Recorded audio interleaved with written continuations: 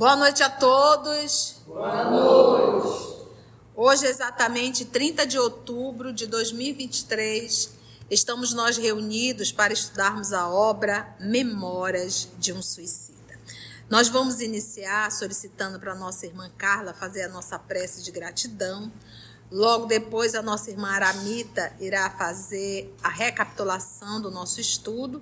E hoje nós temos o nosso amigo Wesley, que irá emprestar sua voz para o Mário Sobral. Vamos ter o Carlos Gabriel, que irá emprestar sua voz para o Jerônimo. Tá bom? Então, vamos lá que o nosso Senhor Jesus possa envolver a todos nós nesse estudo.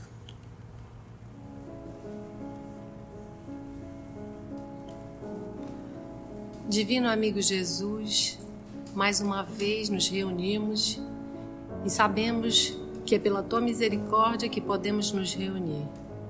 Te agradecemos esse amor infinito que Tu tens por nós e nos ensina a recordar essas lições que vamos aprender nessa obra, que nos mostra o caminho, a determinação que devemos ter, o bom ânimo, nessa caminhada que nos parece tão difícil, mas sabemos que contigo o fardo é leve e o jugo é suave.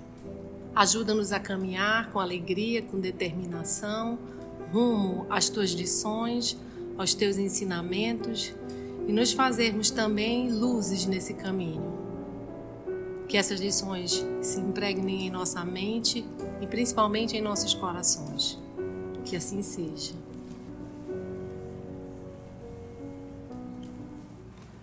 Em nosso último estudo, vimos que eles chegaram no hospital, Maria de Nazaré, foram recebidos pelos enfermeiros Romeu e Alceste, conheceram os médicos Carlos e Roberto de Canaleiras e foram encaminhados a uma enfermaria. Vamos lembrar que as enfermarias são de 10 em 10 nesse hospital.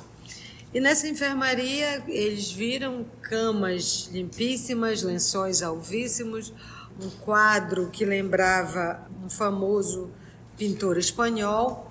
Acordaram no outro dia, foi servida uma refeição onde cada um lembrou do ambiente da casa paterna e paramos na parte em que ele começou a lembrar que esse bem-estar, esse conforto, ao contrário de tirar a angústia, aumentou a angústia, porque vinha mais o peso da recordação do que fizeram.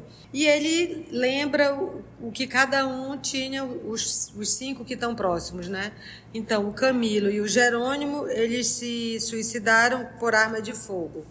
O Mário Sobral, ele se enforcou. O João de Azevedo, ele tomou veneno e o Belarmino cortou os pulsos. Ele lembrou cada tipo de suicídio e ficamos aí, tia. Vamos lá. Todavia, o reconforto era sensível. Bastaria observássemos que já não víamos as cenas mentais de cada um, reproduzindo em fulgurações assombrosas o momento supremo, tal como sucedia no vale, onde não existia outra paisagem. Então, no vale, ele via um se enforcando e aquela cena do enforcamento repetindo. O outro, com a arma, ele conseguia ver a arma na mão e atirando novamente, entrando ali o projétil, aquela cena terrível. Tu imagina? Ele disse que essas cenas mentais não se reproduzem mais lá. A enfermaria, muito confortável, dizia de como nos haviam bem instalado. Existiam mesmo traços de arte e beleza naqueles portais de caixilhos, ou seja, de vidros, azuis, formado de substâncias polidas, lisas, como a porcelana naqueles reposteiros, ou seja, cortinas de rendilhados, também azuis, nas trepadeiras brancas que subiam pelos balcões, intrometendo-se adentro do terraço, como espionando nossas carantônias dramáticas, de réprobos, de condenados, colhidos em flagrante, né? Interessante a forma. Vai dizer, mas tia, tinha plantinha, esse vidro. Tudo que eles estão falando, tudo que Camila está falando, são termos de comparação. Parece uma porcelana, parece um vidrinho, né? Então são termos de comparação. Porque não é o vidro que nós temos e nem a folha, a plantinha, a trepadeira que nós temos. É algo similar, é algo parecido, até porque é uma outra matéria, certo? De chofre, ou seja, de repente, a voz de um enfermo, nosso companheiro, quebrou o silêncio da meditação em que mergulháramos o pensamento, externando as próprias impressões como se apenas para si falasse. Disse pausada e amarguradamente: cheguei à conclusão de que o melhor que todos temos a fazer é nos recomendarmos a Deus, resignando-nos de boa mente às peripécias, mudanças que ainda sobrevenham. Para nada há valido desespero, senão para nos tornar ainda mais desgraçados. Tanta revolta e insensatez, e nada mais obtivemos a não ser o agravo das nossas já tão atrozes, cruel desgraças. Por aí se poderá ver que vimos escolhendo caminhos errados para nossos destinos. É inegável, porém, que somos todos subordinados a uma direção maior, que independe de nossa vontade. Isso é assaz muito significativo. Não sei bem se morri, mas, sinceramente, creio que não. A senhora, minha mãe, era pessoa simples, humilde, de poucas letras, mas boa devota à crença e ao respeito a Deus.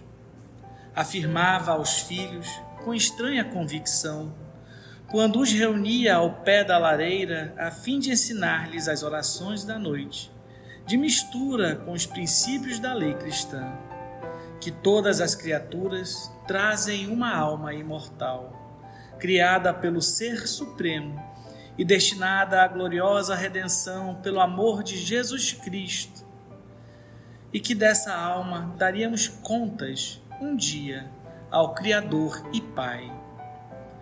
Nunca mais, desde então, obtive ciência de mais alto valor.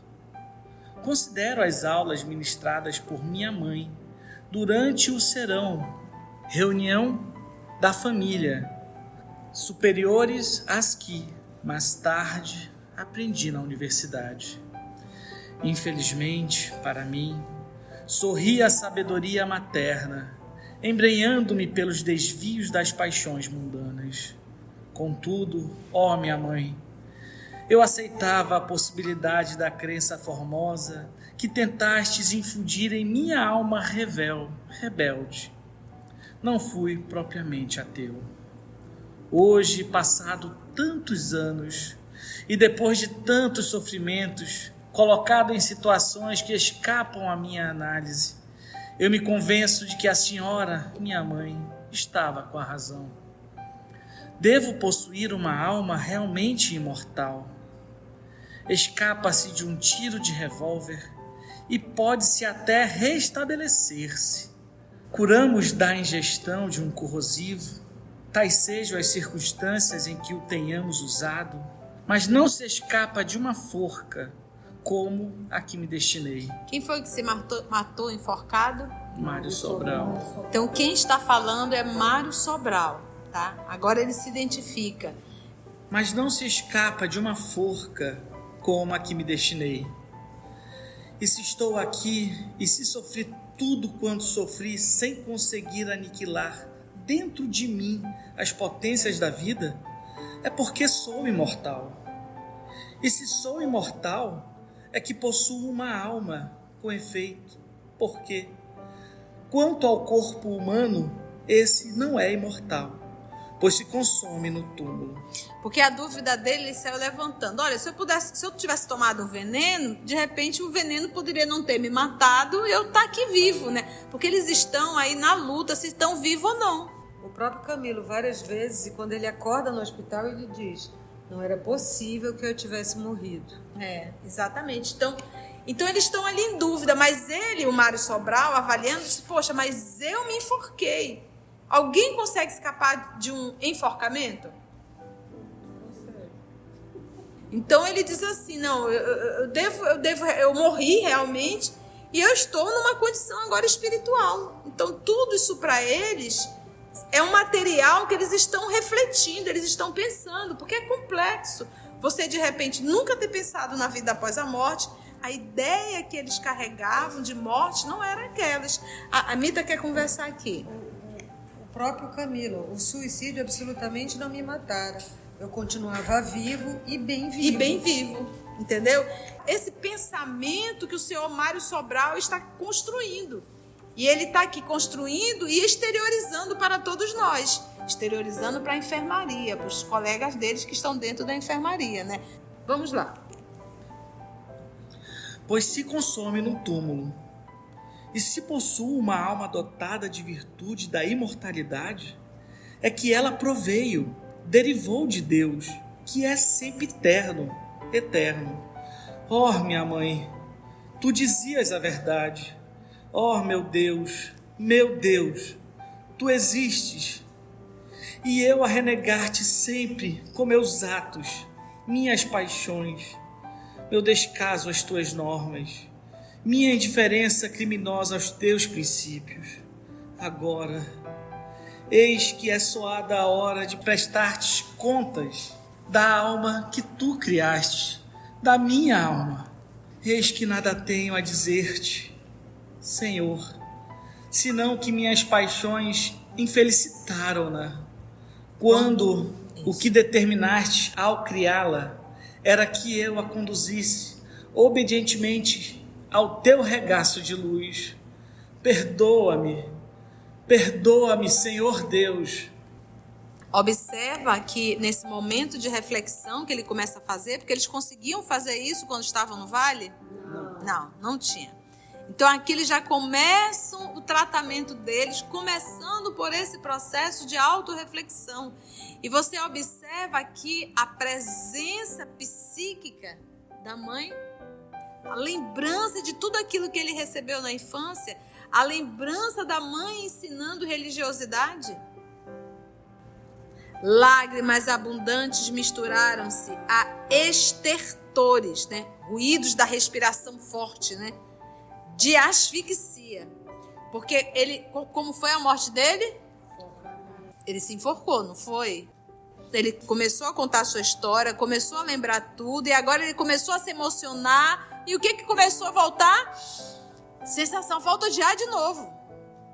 O enforcamento. Estertores de asfixia. Todavia, apesar de saberem a intensa amargura, já não traziam o macabro característico das convulsões que, no vale, as lágrimas provocam. Então, pelo menos isso. Ele sentiu o movimento da respiração, mas não mais a convulsão. E aí ele diz: fora Mário Sobral que falava. Mário tinha grandes olhos negros, cabeleira revolta, olhar alucinado. Cursara a Universidade de Coimbra e reconhecia-se nele o tipo bem acabado do boêmio rico de Lisboa. Seu palavreado, de ordinário, era nervoso e fácil. Seria excelente orador, se da universidade houvera saído sábio e não boêmio.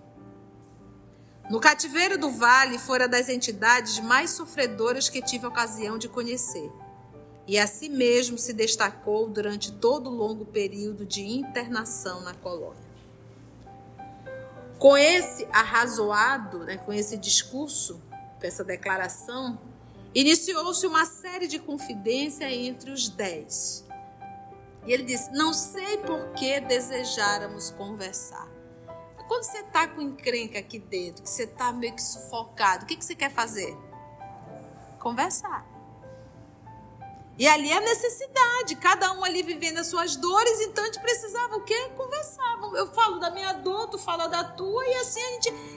É uma necessidade. Talvez a necessidade de mútua consolação nos impelisse a abrir os corações. Recurso, aliás, ineficiente para lenificar angústias, porque se é difícil a um suicida o consolar-se, não será certamente recordando dores e desgraças passadas que logrará amenizar a penúria que lhe oprime a alma. Que é interessante essa fala aqui final. Então, uma vez que ele começa a falar do suicídio, do que o levou ao suicídio, o que vai no mundo dele? Alegria ou sofrimento? Ele volta a reviver tudo. Por isso é que ele diz aqui, olha, se é difícil a um suicida o consolar-se, não será certamente recordando dores e desgraças passadas que logrará amenizar a penúria que lhe oprime a alma. O que nós temos que fazer?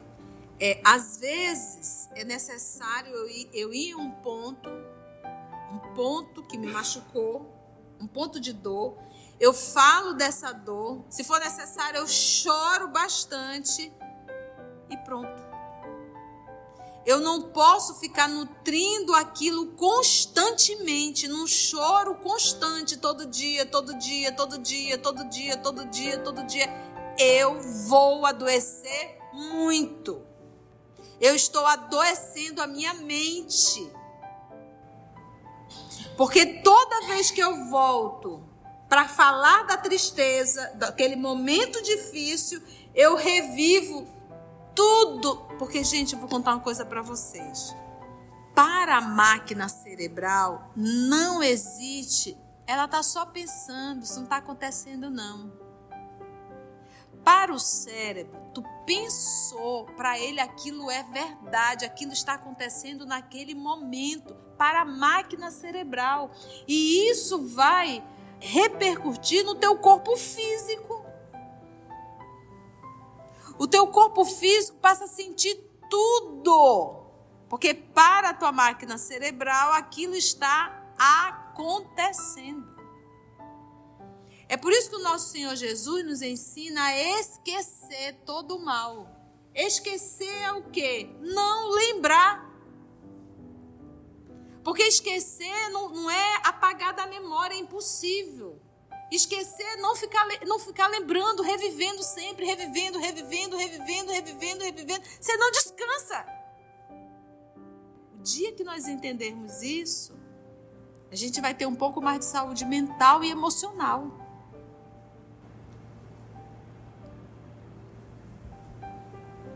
És forte em dialética, amigo, e felicito-te pela progressão do modo de raciocinar. Não foi assim que tive a honra de te conhecer, algures. Zombei eu, a quem incomodara muito a quebra do silêncio. Então, és forte em dialética, né, amigo? Você sabe falar muito bem, né? Tá todo mundo numa situação difícil e ele ainda arruma jeito de encrencar com o outro. Para você ver como o Camilo, ele é mal-humorado, sabe? Assim, meio chatinho, né? Interveio um português de bigodes fartos, meu vizinho de leito, cujo ferimento no ouvido direito, a sangrar sem intermitência, me causava infinito mal-estar. Pois que, quantas vezes lhe prestasse atenção, lembrava-me de que também eu trazia ferimento idêntico e torturava-me em reminiscências atrozes. Qual foi o outro paciente que deu um tiro no ouvido direito? Jerônimo. Era esse, Jerônimo de Araújo Silveira, o mais impaciente e pretensioso dentre os 10, mais do que Camilo. Diz Camilo, é Camilo que está dizendo, né? Se é, né? Empático. É. Mais incoerente e revoltado. E prosseguiu ainda Jerônimo. E olha, Jerônimo fez o quê, hein? Tiro no ouvido. Camilo deu o quê? Tiro no ouvido. Qualquer semelhança é mera coincidência de comportamentos. Você vê que é aqueles que vamos logo para resolver. Vamos logo dar um tiro no ouvido e pronto. E com quem Camilo antipatizou? Justamente com a sombra dele, né? O Camilo, porque na verdade o Camilo acaba vendo em Jerônimo a imagem dele. Aliás, eu jamais descri da existência de Deus, Criador de todas as coisas. Fui, isto é, eu sou, pois que não morri. Católico militante, irmão remido da venerável Irmandade da Santíssima Trindade de Lisboa, com direitos a bênçãos e indulgências especiais, quando necessário. Revidou quem? Camilo, num crescendo de mau humor, fazendo-me de obsessor. Creio, meu vizinho, que chegou ou já vai passando a ocasião de reclamares os favores que são de direitos obteres. Não podes estar mais necessitado deles. E é interessante por quê? Porque ele falou, o Jerônimo, olha o que ele disse. Católico militante, irmão remido de venerável Irmandade da Santíssima. E aí quando você vai pesquisar um pouquinho de remido, vocês pesquisaram aí, seria o quê? É um título honorífico dentro da igreja. Aquilo que ele coloca um irmão, né, irmão? Então ele era alguém assim de posição dentro da igreja. Camilo já se sentiu meio que irritado, já não gosta do cidadão, porque é assim, quando você não gosta de uma pessoa, que você não bate muito, qualquer coisa que aquela pessoa faz te incomoda. Ou seja, o Camilo desencarnou, mudou. Não. É isso que a gente tem que entender quando a gente vai para uma reunião mediúnica. Espírito é isso, ele não muda. O que é na terra sai do corpo, continua sendo a mesma pessoa.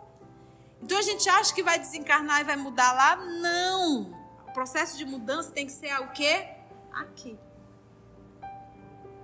Creio, meu vizinho, que chegou ou já vai passando a ocasião de reclamar os favores que são de direitos obteres, né? Cadê?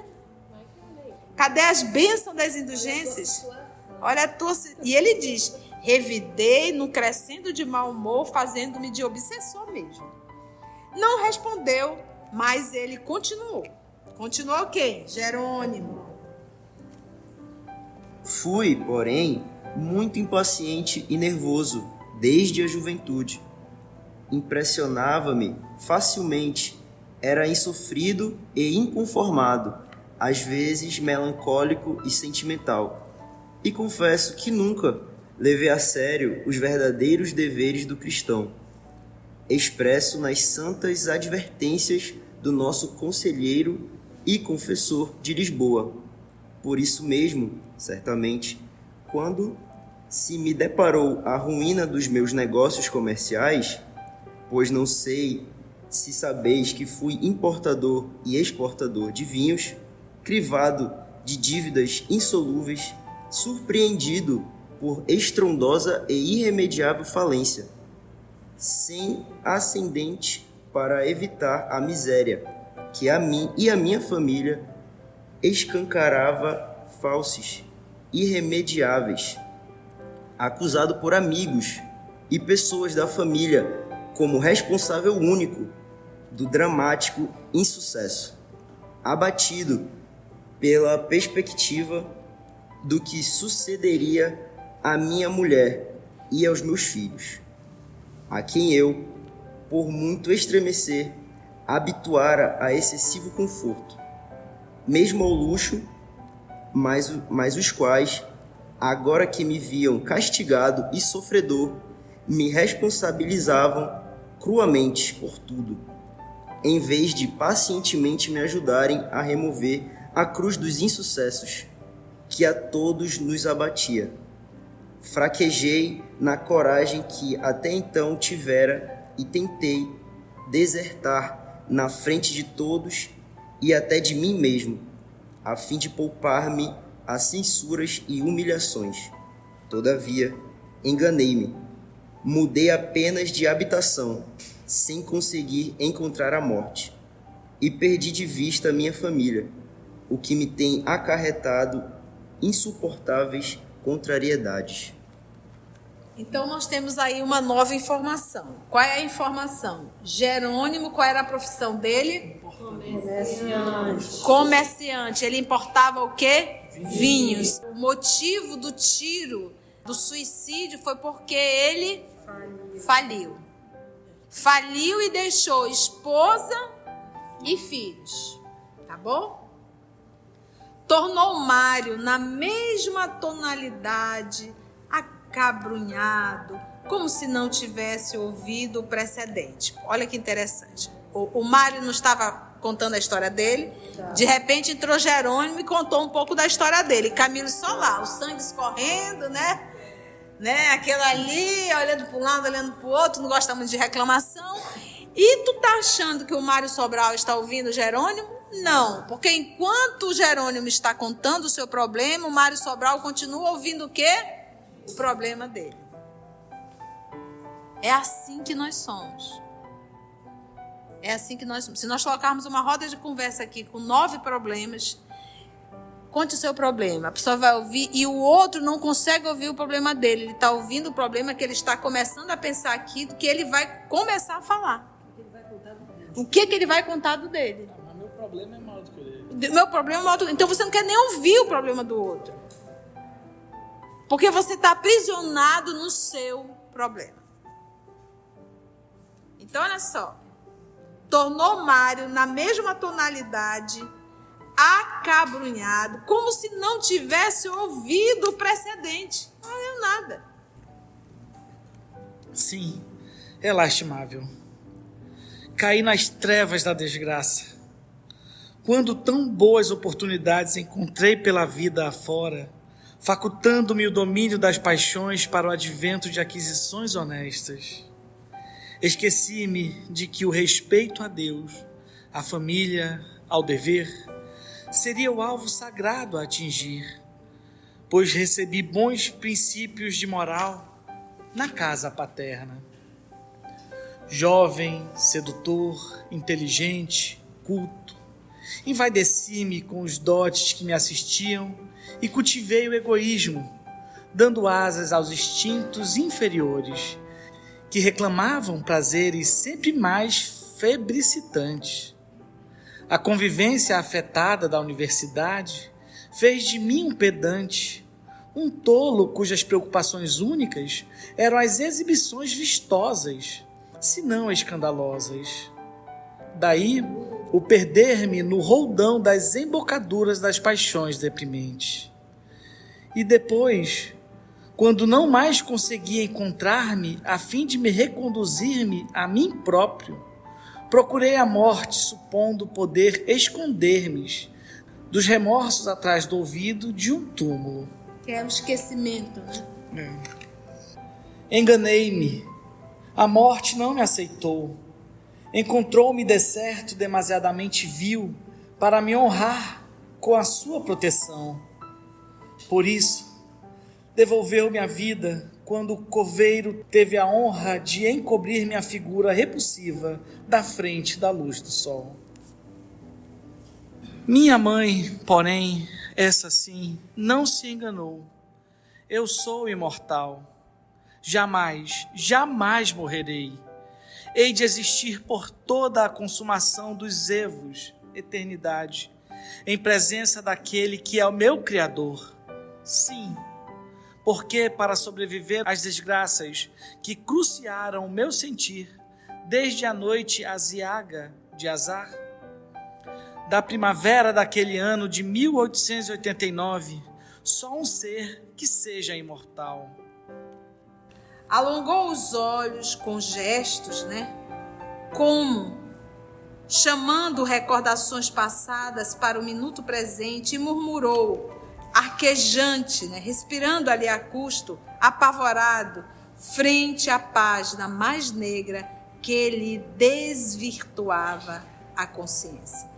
Cenas do próximo capítulo.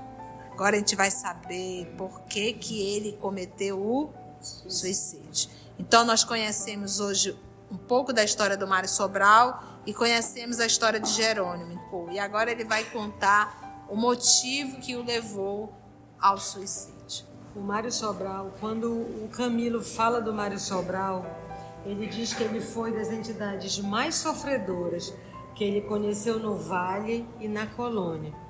Eu reputo a isso porque ele tinha um conhecimento. Desde a tenra infância, qual é a primeira lembrança que ele tem quando ele fica bem? A mãe, os conhecimentos, e é o primeiro que fala da imortalidade da alma. Ele diz, eu sou imortal, eu não morri. Os outros acham que sobreviveram. Ele não, ele diz, eu morri, eu sou imortal. Talvez daí ele seja a alma mais sofredora, tanto do vale como da colônia. Porque, segundo nosso Senhor Jesus Cristo, a quem mais foi dado, mais será cobrado. Muito bom, né, gente? Foi bom? Que bom, né? Agora vamos orar. Agradecer a Deus, nosso Pai, por mais essa oportunidade de estudo e de reflexão. Você ora pra gente, Aramita, por favor?